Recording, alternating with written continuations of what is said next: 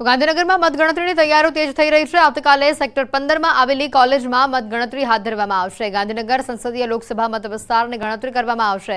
સવારે 8 વાગે આ મતગણતરી શરૂ થશે। મતગણતરીમાં 600 કર્મચારીઓ જોડાશે। 14 ટેબલ ઉપર મતગણતરી કરવામાં આવશે।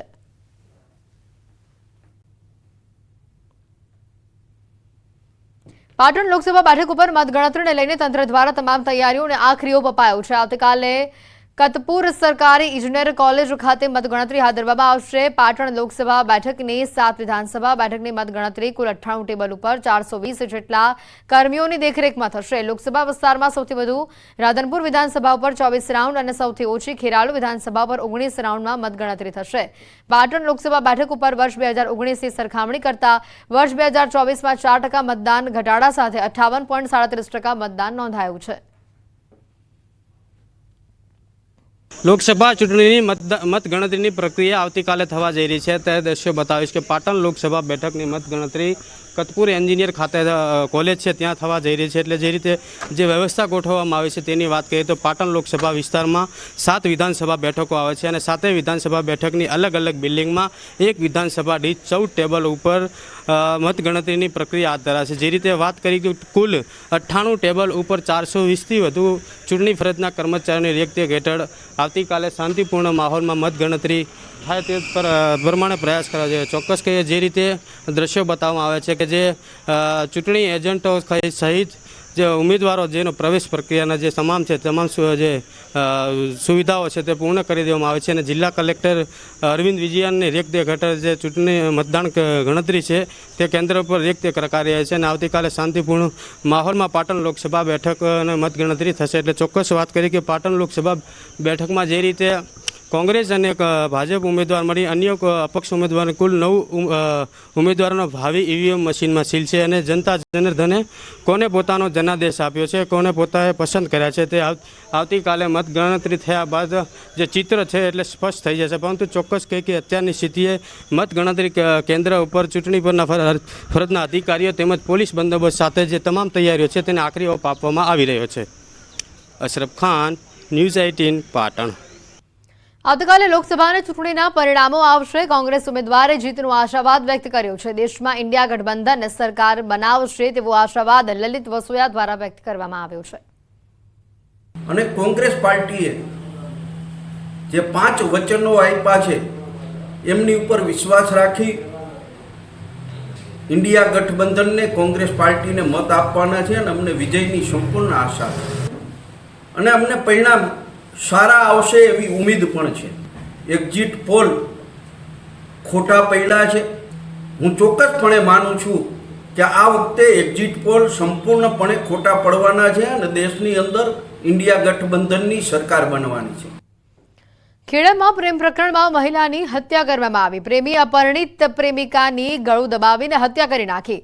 માતરના હાડેવા ગામમાં પરિણીત મહિલાની હત્યા સાથે જવાની ના પાડતા યુવકે મહિલાની હત્યા કરી। લિંબાસી પોલીસે ઘટના સ્થળે પહોંચી હત્યા કરનાર આરોપીની અટકાયત કરી છે। સમગ્ર મામલે લિંબાસી પોલીસે ગુનો દાખલ કરી વધુ તપાસ હાથ ધરી છે।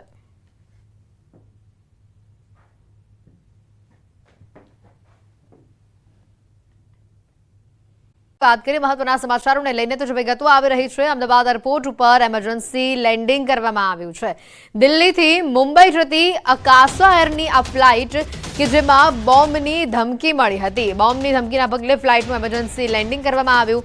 એક ટિશ્યુ પેપરની ઉપર બોમ્બ થ્રેટ લખાણ લખવામાં આવ્યું હતું જેને લઈને ફ્લાઇટનું ટ્રેકિંગ કરવામાં આવ્યું। તમામ 186 જેટલા મુસાફરો જે આ ફ્લાઇટમાં સવાર હતા તેઓને નીચે ઉતારવામાં આવ્યા। તેઓના સામાનની પણ ચકાસણી કરવામાં આવી રહી છે। બોમ્બ સ્ક્વોડ, ડોગ સ્ક્વોડ સહિતની ટીમો ઘટના સ્થળે પહોંચીને સમગ્ર મામલે તપાસ કરી રહી છે।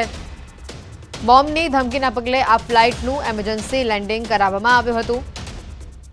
એક ટિશ્યુ પેપરની ઉપર બોમ્બ થ્રેટ લખેલું હતું અને જેના પગલે તાત્કાલિક ધોરણે અમદાવાદ એરપોર્ટ ખાતે દિલ્હીથી મુંબઈ જતી આ ફ્લાઇટનું એમરજન્સી લેન્ડિંગ કરાવવામાં આવ્યું। વધુ માહિતી મેળવીશું। પ્રણવ અમારી સાથે સંવાદદાતા સીધા અહીંયા જોડાયા છે। પ્રણવ પાસે જઈએ અને વધુ વિગતો મેળવવાનો પ્રયત્ન કરીએ। પ્રણવ, જે રીતની આ માહિતી આવી રહી છે, બોમ્બ થ્રેટ મળ્યું છે, એક ટિશ્યુ પેપર પર લખેલું, તપાસ કરવામાં આવી રહી છે ફ્લાઇટની અને મુસાફરોની, હાલ શું સામે આવી રહ્યું છે?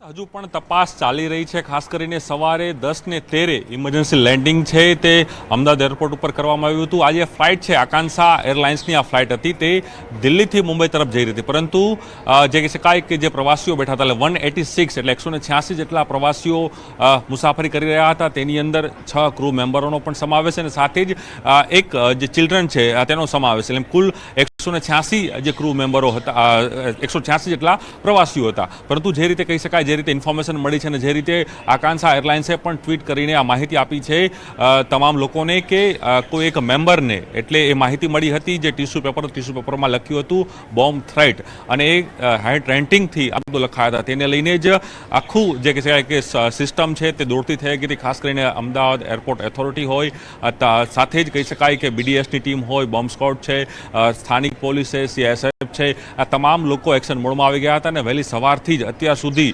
હજુ પણ તપાસ ચાલી રહી છે. પહેલા તમામ જે પ્રવાસીઓ છે તે તમામ પ્રવાસીઓને જે કહી શકાય કે ફ્લાઇટમાંથી નીચે ઉતારવામાં આવ્યા હતા, તેને સુરક્ષિત જગ્યા ઉપર બેસાડવામાં આવ્યા છે. ત્યારબાદ તમામ જે પ્રવાસીઓ હતા, તમામના લગેજ છે તે બહાર કાઢીને 1 by 1 છે તે બોમ્બ સ્ક્વોડની ટીમ દ્વારા તેને તપાસ કરવામાં આવી રહી છે. અને સાથે જ ત્યારબાદ જે ફ્લાઇટ છે એ ફ્લાઇટને પણ આખી જે બોમ્બ સ્ક્વોડ દ્વારા તેનું આખું ચેકિંગ કરવામાં આવશે. ત્યારબાદ તમામ જે પેસેન્જરો આવે, તમામ પેસેન્જરોની પણ ઇન્ક્વાયરી છે તે સ્થાનિક પોલીસ તંત્ર અને સાથે CSFના જવાનો છે તે કરવાના છે. હું દ્રશ્યો આપને બતાવી રહ્યો છું અમદાવાદ એરપોર્ટ પર ન્યૂઝીલેન્ડના એક્સક્લુઝિવ દ્રશ્યો બતાવી રહી. જોઈ શકાય છે કે તમામ જે પોલીસના ઉચ્ચ અધિકારીઓ છે, BDSની ટીમ છે, સ્થાનિક પોલીસ છે, CSF છે, કે તમામ જે પોલીસના ઉચ્ચ અધિકારીઓ, અહીં તમામ ઝોનના અધિકારીઓ, એ તમામ લોકો અહીં પહોંચી ગયા હતા. કારણ કે આ જે મેસેજ છે દિલ્હીથી મુંબઈ આવતી આકાંક્ષા એરલાઇન્સની આ ફ્લાઇટ છે તેમાં સવારે 10 કલાકે આ મેસેજ મળતા જ તમામ જે કહી શકાય કે પ્રિકોશનના ભાગરૂપે, સિક્યોરિટી પર્પસના ભાગરૂપે જે પાયલટ હતા, કેપ્ટન તરફથી એ જે ઇમરજન્સી લેન્ડિંગ છે તે અમદાવાદ એરપોર્ટને કરવામાં આવી હતી અને તેના જ કારણે અમદાવાદ એરપોર્ટ ઉપર ઇમરજન્સી લેન્ડિંગ છે હાલ થયું છે. હજુ પણ તપાસ છે તે સુરક્ષા એજન્સીઓ કરી રહી છે. કારણ કે તમામ કહી શકાય કે આની પહેલાં પણ આ પ્રકારના જે મેસેજ છે તે મળ્યા હતા, વાયરલ પણ થયા હતા અને ક્યાંક ને ક્યાંક અફવાઓ પણ સાબિત થઈ હતી. પરંતુ કોઈપણ પ્રકારની ચૂક ન રહે તેના જ કારણે એરપોર્ટ ઓથોરિટી હોય કે પછી જે કહી શકાય કે સ્થાનિક પોલીસ તંત્ર હોય, CSFના જવાનો છે કે બોમ્બ સ્ક્વોડ છે, એ તમામ લગાતાર હજુ પણ તપાસ કરી રહી છે, ચેકિંગ કરી રહી છે અને તમામ જે કહી શકાય કે 186 જેટલા પેસેન્જરો છે, તમામ પેસેન્જરોની પણ પૂછપરછ કરવામાં આવશે, પેસેન્જરો સાથે પણ વાતચીત કરવામાં આવશે. હાલ તમામ પેસેન્જરો સુરક્ષિત છે, તમામ લોકોને સુરક્ષિત જગ્યાએ બેસાડી દેવામાં આવ્યા છે. પરંતુ તેની પહેલાં તમામ જે પ્રક્રિયાઓ છે, જે પ્રોસેસ છે, એ જે વિભાગ છે, જે પ્રોટોકોલ પ્રમાણે, કારણ કે આકાંક્ષાએ પણ એરલાઇન્સે પણ સત્તાવારે ટ્વીટ કરીને માહિતી આપી હતી કે લોકોની સુરક્ષાના અર્થે જ્યારે પણ આ માહિતી મળી તે તાબડતોબ પાયલટ દ્વારા જે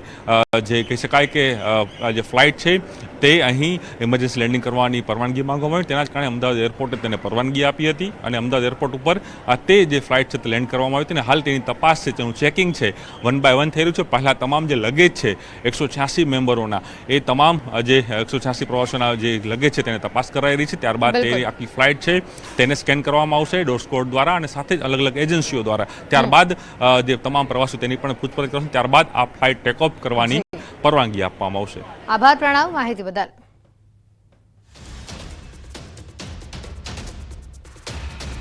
મુંબઈથી ચોંકાવનારા સમાચાર આવી રહ્યા છે. મીરા રોડ વિસ્તારમાં ક્રિકેટ રમતા એક યુવકનું મોત થયું છે. બોક્સ ક્રિકેટ રમતી વખતે બેટિંગ કરી રહેલા યુવકને અચાનક જ હાર્ટ એટેક આવતા ઢળી પડતા તેને હોસ્પિટલ ખસેડવામાં આવ્યો, જો કે ડોક્ટરોએ તેને મૃત જાહેર કર્યો. આ સમગ્ર ઘટના કેમેરામાં કેદ થઈ છે. કાશીગાંવ પોલીસ આ મામલે ADR નોંધીને વિગતવાર મેડિકલ રિપોર્ટની રાહ જોઈ રહી છે.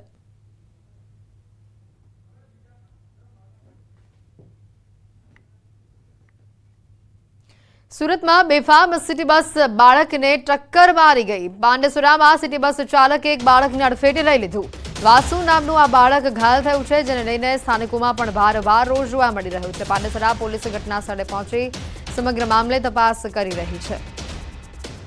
ઘટના જે સામે આવી છે સુરતથી, પાંડેસરામાં સિટી બસ ચાલક એક બાળકને ટક્કર મારી. વધુ માહિતી મેળવીશું. સંવાદદાતા કેતન ફોન લાઈન ઉપર જોડાઈ ચૂક્યા છે. કેતન, જે માહિતી આવી રહી છે, હાલ બસ ચાલકની પૂછપરછ કરવામાં આવી રહી છે કે કેમ, અને સાથે જ આ બાળકની હાલત કેમ છે? એથી ચોક્કસ વાત કરું તો સુરતના પાંડેસરા વિસ્તારમાં વડોદ ગામની ઘટના છે. સુરત શહેરમાં ફરીવાર સિટી બસના ચાલકો બેફામ રીતે સિટી બસ સંકળાતા એવી ઘટના પ્રકાશમાં આવી છે. અને ખાસ કરીને જે વાસુ નામનો બાળક છે એને હોસ્પિટલ લીધા બાદ વાસુ નામના બાળકને ગંભીર ઈજા પહોંચતા એને વધુ સારવાર અર્થે હોસ્પિટલ ખસેડાયો છે. તો બીજી તરફ આ ઘટનાને ધ્યાનમાં લઈ લોકોનામાં ભારે રોષ જોવા મળી રહ્યો છે. સાથે સાથે પોલીસને જાણ કરતા પાંડેસરા પોલીસ પણ ઘટના સ્થળે પહોંચી અને બસ ચાલક જે છે ડ્રાઈવર એની વધુ પૂછતાછ કરી અને કાયદેસરની કાર્યવાહી કરવાની પણ હાલ પ્રક્રિયા હાથ ધરવામાં આવી રહી છે. અને ખાસ કરીને જે સિટી બસના સજ્જા જે ચાલકો છે એ અનેક જગ્યાઓ પર શહેરની અંદર અગાઉ પણ ઘણી ઘટના બનવા પામી છે કે એ ચાલકો બેફામ રીતે એ બસ હંકારી અનેક વાર અકસ્માતો કરી લોકો ભોગ બનવા પામ્યા છે. જી બિલકુલ, વારંવાર આ પ્રકારની ઘટના આવે છે. બેફામ પ્રકારે આ બસીસ હંકારવામાં આવતી હોય છે. લોકોના જીવને પણ અહીંયા જોખમ છે. હાલ સ્થાનિકો આ મુદ્દે શું કહી રહ્યા છે? એ ચોક્કસ વાત કરું તો સિટી બસ ચાલકો વિરુદ્ધ સ્થાનિકોમાં ભારે રોષ જોવા અગાઉ પણ ગુણા ગામમાં પણ આ પ્રમાણની ઘટનાઓ બની હતી. આજરોજ પાંડેસરના મોરદ ગામે પણ ઘટના બની છે. તો લોકોનામાં એક જ માંગ છે કે સિટી બસના ચાલકો બેફામ રીતે ગાડી હંકારી રહ્યા છે તો એની પર કઈ એસએમસી નિયંત્રણ લાવે અને પોલીસ પર નિયંત્રણ લાવે એ બાબતની હાલ લોકોનામાં રોષ જોવા મળી રહ્યો છે. આભાર કેતન, માહિતી બદલ. સેલ્ફીના શોખીનો સાવધાન થઈ જજો, કારણ કે ગીર સોમનાથમાં સેલ્ફી લેવા જતા એક યુવક ધોધમાં પડ્યો. જમજીર ધોધ પાસે સેલ્ફી લેવા જતા એક યુવક ખાબક્યો. જામનગરનો આ યુવક પરિવાર સાથે અહીંયા ફરવા આવ્યો હતો. સેલ્ફી લેવા જતા અકસ્માતે ધોધમાં પડ્યો છે. કોડીનાર ગીરગઢડા પોલીસની ટીમ સ્થળ ઉપર પહોંચી સમગ્ર મામલે તપાસ કરી રહી છે. માહિતી આપી રહી છે ગીર સોમનાથથી, જ્યાં જામનગરનો યુવક પરિવાર સાથે અહીંયા ફરવા આવ્યો હતો અને સેલ્ફી લેવા માટે તે ધોધ પાસે આગળ ગયો અને જેમાં તેનો પગ લપસતા તે ધોધમાં ખાબક્યો હોવાની હાલ માહિતી છે. સેલ્ફીના શોખીનો માટે આ ચોંકાવનારો કિસ્સો સામે આવ્યો છે. વધુ માહિતી મેળવીશું. ફોન લાઈન પર સંવાદદાતા દિનેશ જોડાઈ ચૂક્યા છે. દિનેશ, હાલ આજે યુવક કે જે ધોધમાં ખાબક્યો છે, વધુ માહિતી શું આવી રહી છે સામે? બિલકુલ હેતુ, ખાસ કરીને આ જે જમજીરનો ધોધ છે કે જ્યાં આગળ જામનગરનો જે યુવાન છે તે તેમના પરિવાર સાથે ફરવા આવ્યા હતા. હાલ વેકેશનનો માહોલ છે એટલે સ્વાભાવિક રીતે પરિવાર સાથે લોકો ફરવા માટે નીકળતા હોય છે. પરંતુ આ જે જમજીરનો ધોધ છે ત્યાં આગળ બારેમાસ પાણી ચાલુ રહેતું હોય છે અને તેમના કારણે ત્યાં એક પ્રકારે કહી શકાય કે એકદમ લીસું થઈ જતું હોય છે. એટલે કે આ યુવાન છે તે તેમના પરિવાર સાથે ત્યાં સેલ્ફી લઈ રહ્યો હતો અને તે દરમિયાન અચાનક જ તેમનો પગ છે તે લપસી જતા ધોધમાં ગરકાવ થયો છે. જોકે હાલ ગીર સોમનાથ જિલ્લા તંત્ર દ્વારા તરવૈયાઓની મદદ લઈ અને યુવાનની શોધખોળ છે તે હાથ ધરવામાં આવી છે. દિનેશ, જે રીતે આ ખાસ કરીને ધોધ પાસે આ યુવકનો પગ લપસ્યો છે, આસપાસ કોઈ બેરિકેડ મૂકવામાં આવ્યા હતા? કેમ કે યુવક વધુ પડતું પાણીની નજીક ગયો હતો. બંનેમાંથી કઈ બાબત સામે આવે છે? બિલકુલ, જે પ્રમાણે આપે કીધું બેરિકેડ ભૂતકાળમાં ઘણી વખત ગીર સોમનાથ જિલ્લા તંત્ર દ્વારા રાખવામાં આવેલા હતા, પરંતુ આ જે ધોધ છે તે ગીર જંગલમાંથી વહેતી શિંગોડા નદી છે તેમની વચ્ચે આવેલો છે. એટલે જ્યારે નદીની અંદર પાણીનો પ્રવાહ આવતો હોય છે ત્યારે આ બેરિકેડ છે તે તણાઈ અને પાણીમાં વહી જતા હોય છે. અને એક પ્રકારે કહી શકાય કે ત્યાં આગળ ગીર સોમનાથ જિલ્લા તંત્ર દ્વારા ધોધ નજીક ન જવા માટે પણ એક બેનર મારો લગાવવામાં આવ્યું છે. તેમ છતાં પણ કેટલીક વાર. બિલકુલ દિનેશ, આભાર માહિતી બદલ.